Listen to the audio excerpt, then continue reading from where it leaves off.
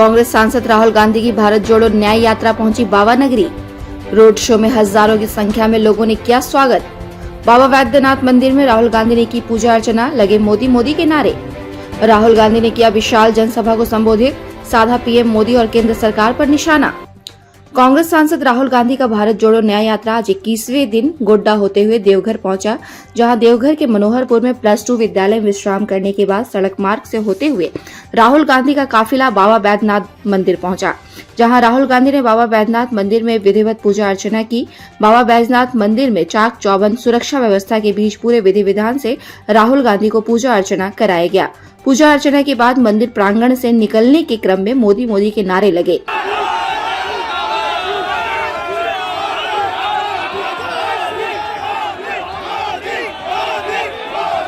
हालांकि इस पर बगैर कोई प्रतिक्रिया व्यक्त किए राहुल गांधी का काफिला रोड शो करते हुए बाबा वैद्यनाथ मंदिर से टावर चौक होते हुए देवघर के वीआईपी चौक पहुंचा। इस बीच सैकड़ों की संख्या में सड़क किनारे कांग्रेस के कार्यकर्ता और आम जनता ने खड़े होकर उनका स्वागत किया। राहुल गांधी ने सभी का अभिवादन हाथ मिलाकर और हाथ जोड़कर स्वीकार किया। वीआईपी चौक पर राहुल गांधी ने जनता को संबोधित किया। अपने संबोधन में राहुल गांधी ने कहा कि 1 साल पहले भारत जोड़ो यात्रा की शुरुआत की गई थी, जिसमें नफरत की बाजार में मोहब्बत की दुकान खोली गई थी। बहुत सारे लोग इसमें जुड़े थे। कश्मीर से कन्याकुमारी तक लोग जुड़कर भारत जोड़ो यात्रा को सफल बनाया था। वहीं इसके बाद भारत जोड़ो न्याय यात्रा की शुरुआत की गई है। इसका भी लक्ष्य इस नफरत के बाजार में मोहब्बत की दुकान खोलना है। इसके साथ ही राहुल गांधी ने कहा कि अब हिंदुस्तान में ऐसा लगता है कि नफरत फैल रहा है, जिसमें देश के युवाओं को रोजगार नहीं मिल पा रहा है। देश का युवा रोजगार चाहता है। बीजेपी ने बेरोजगारी फैला दी है। इस देश की नई बीमारी बेरोजगारी हो गई है और इस बेरोजगारी का कारण नोटबंदी, जीएसटी के बाद अग्निवीर योजना है। जिस सेना की नौकरी में युवाओं को रोजगार मिलता था, वह भी खत्म कर दिया है। उन्होंने बताया कि पिछले दिनों कुछ युवा उनके पास आए और कहा कि अग्निवीर योजना के पहले उनकी बहाली सेना में हुई थी, लेकिन अग्निवीर योजना आने के बाद ना तो यह सेना में जा पा रहे हैं और न ही अग्निवीर में शामिल हो पा रहे हैं। ऐसे में लगभग 1,50,000 युवाओं को सेना में भर्ती नहीं लिया जा रहा है। उसको लेकर भी न्याय यात्रा निकाली गई है। जब तक उन लोगों को न्याय नहीं मिलता, यह यात्रा जारी रहेगी। राहुल गांधी यही नहीं रुके। उन्होंने कहा कि हिंदुस्तान में अलग अलग जाति के लोग रहते हैं, जिसमें ओबीसी, एससी, एसटी, दलित, पिछड़ा और आदिवासी है। कोई भी जनता की इस देश में दलित, पिछड़े, आदिवासियों और ओबीसी की संख्या कितनी है, लेकिन सभी यह जानते हैं कि देश में सबसे अधिक दलित, पिछड़े और आदिवासी की संख्या है। बड़े बड़े 500 कंपनियों में दलित की संख्या 0 है, पिछड़े की संख्या 0 है, आदिवासी की संख्या 0 है। ऐसे में दलित, पिछड़े, आदिवासी के लिए न्याय दिलाने की बारी है, जिसको लेकर जाति जनगणना बेहद आवश्यक है। जाति जनगणना हिंदुस्तान का एक्सरे का काम करेगी। यही पहला कदम न्याय का होगा। इधर मोदी सरकार कहते हैं कि देश में सिर्फ 2 जात है, अमीर और गरीब जात। ऐसे में वह ओबीसी से कैसे आ गए? देश को जोड़ना, नफरत का बाजार बंद करना ही यह न्याय यात्रा का लक्ष्य है। आदिवासियों के लिए हम पैसा कानून लाए, जमीन अधिग्रहण बिल लाए, उसको 100% इस बार कांग्रेस की सरकार। देखिए फिर नरेंद्र मोदी जी ने क्या किया? किसानों के खिलाफ अन्याय, 3 कानून लाए, काले कानून। अच्छी बात होगी, देश के सारे किसान उनके खिलाफ खड़े हो गए और कानून को रद्द करना पड़ा। फायदा हुआ किसानों को। कांग्रेस पार्टी भी लड़ी, सारी हमारे इंडिया के संगठन के लोग लड़े और हमने ये कानूनों को नरेंद्र मोदी से रद्द करवा दी। मैं आपसे सवाल पूछना चाहता हूं, अदानी जैसे लोगों के लाखों करोड़ रुपए माफ होते हैं, किसानों के क्यों नहीं माफ करते नरेंद्र मोदी? क्यों नहीं करते? किसानों ने क्या गलती की है? तो किसानों के खिलाफ अन्याय, आदिवासियों के खिलाफ अन्याय, और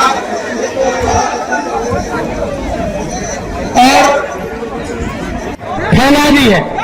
किसी भी प्रदेश में जाओ और पूछो भाई यहाँ पे बेरोजगारी की बीमारी है, ये देखो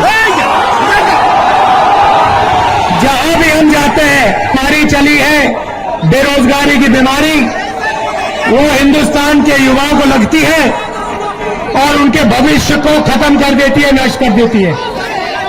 ये बीमारी कैसे आई मैं आपको बता देता हूं। नरेंद्र मोदी ने नोटबंदी की, जीएसटी लागू की, और जो छोटे व्यापारी हैं, छोटा बिजनेस चलाते हैं, छोटे कार्यक्रम, अग्निवीर, देखो ये बोला बिल्कुल सही।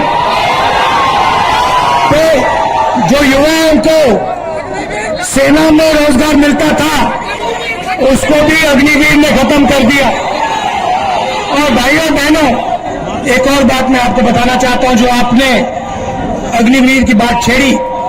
मेरे पास 100-200 युवा आए, कुछ महीने पहले की बात है, दिल्ली आए, मेरे साथ बैठे और रोने लगे, मतलब आंसू। राहुल जी, हमने 5 साल सेना में जाने की प्रैक्टिस की, रनिंग की, वर्जिश की,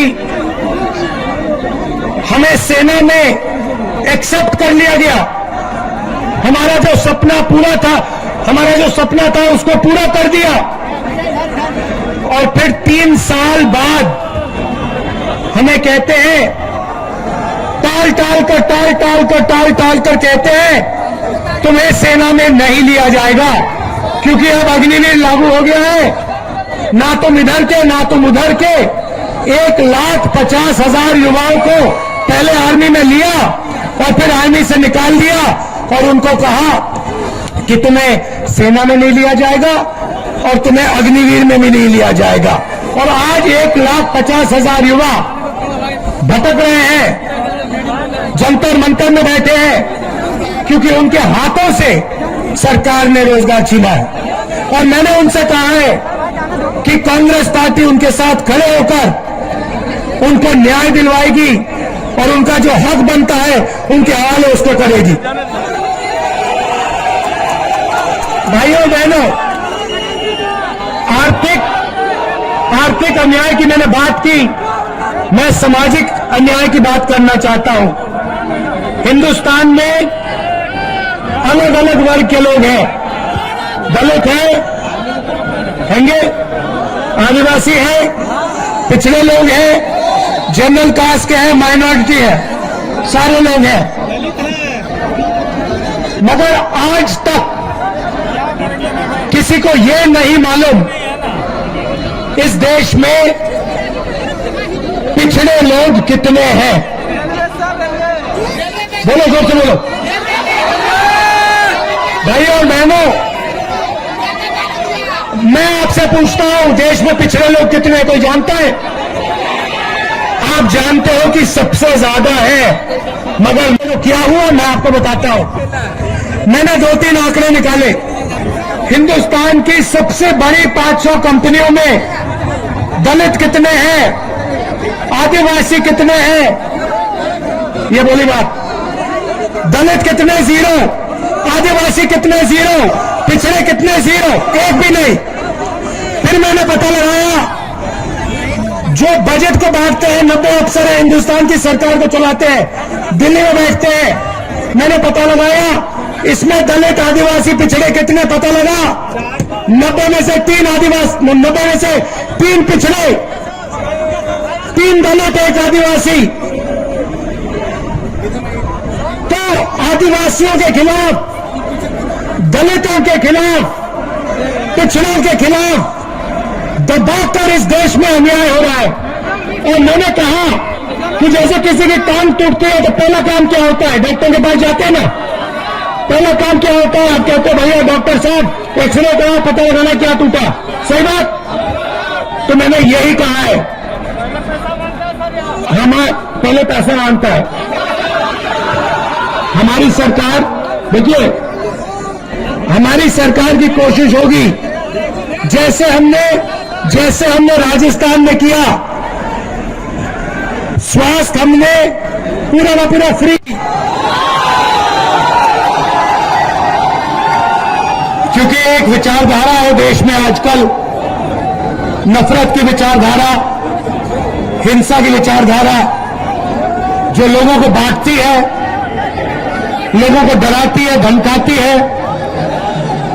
इसके खिलाफ हमने भारत जोड़ो यात्रा की। बहुत सारे लोग आए, झारखंड से आए, उड़ीसा से, बंगाल से, और उन्होंने हमें कहा देखिए आपने भारत जोड़ो यात्रा तो करी कन्याकुमारी से कश्मीर, मगर बंगाल में क्या होगा, झारखंड में क्या होगा, मणिपुर में क्या होगा, उड़ीसा में क्या होगा। आपको दूसरी यात्रा करनी चाहिए, दूसरी भारत जोड़ो यात्रा। और हमने ये बात मान ली और इसलिए मैं आपके सामने आज यहां खड़ा हुआ हूं। तय पाओ, मगर मैं जाति जनगणना की बात कर रहा हूं, हम जाति जनगणना की बात कर रहा हूं। मैंने कहा कि जैसे किसी को चोट लगती है तो एक्सरे होता है, वैसे ही हिंदुस्तान का एक्सरे होना चाहिए, जाति जनगणना होनी चाहिए, पता लगाना चाहिए इस देश में दलित कितने, आदिवासी कितने, पिछड़े कितने, माइनॉरिटी कितने, जनरल कितने। वही पहला कदम है न्याय देने का। अगर हमने मालूम ही नहीं कि आदिवासी कितने, पिछड़े लोग कितने, तो न्याय की कैसे बात हो सकती है। जैसे ही मैंने जाति जनगणना की बात की, वैसे ही नरेंद्र मोदी कहते हैं देश में कोई जात नहीं है, देश में सिर्फ जो जात है, एक गरीब, एक अमीर। मैं ओबीसी हूं। मैंने जाति जनगणना की बात उठाई, नरेंद्र मोदी कहते हैं देश में कोई ओबीसी नहीं, कोई दलित नहीं, कोई आदिवासी नहीं, देश में सिर्फ दो जात, एक अमीर और गरीब। अगर दो जात है नरेंद्र मोदी जी, तो आप ओबीसी कहां के, आप ओबीसी कैसे बन गए? ये मैं आपके सामने रखना चाहता था। देश को जोड़ना है, सबको एक साथ लाना है और पूरे देश में ये जो नफरत का बाजार इन लोगों ने खोल रखा है, इसको बंद करना है और मोहब्बत की लाखों दुकानें खोलनी है। विचारधारा है, उसके खिलाफ खड़ा होना है, लोगों को जोड़ना है। और जैसे उसमें हमने मोहब्बत की दुकान खोली, इसमें भी हम मोहब्बत की दुकानें खोलना चाहते हैं। इस भारत जोड़ो न्याय यात्रा, क्योंकि हमें लगता है कि हिंदुस्तान में अन्याय फैलता जा रहा है। आप देखिए, सिर्फ रोजगार चाहते हैं। प्रेस के हमारे मित्रों, आप सबका यहां बहुत बहुत स्वागत, नमस्कार। कैसे हैं आप लोग? ठीक है, सुनाई नहीं दिया मुझे, ठीक है आप लोग? तो मैं आपसे दो तीन चीजें कहना चाहता हूं। एक साल पहले हमने Bharat bureau report, India news viral, Bihar Jharkhand.